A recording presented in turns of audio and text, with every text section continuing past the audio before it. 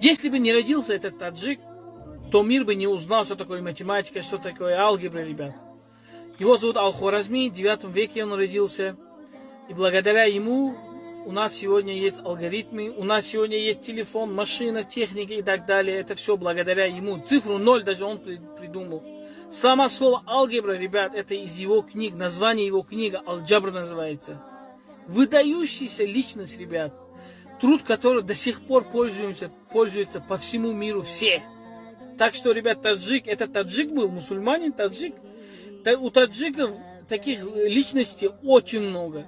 Очень много. Вот я теперь буду освещать один за другим. Потому что про них не говорят.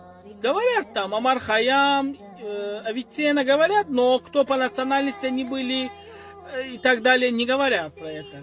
Не знаю почему. Вот мы теперь будем освещать, ребят. Таджики величайшие люди, так что, ребят, подписывайтесь.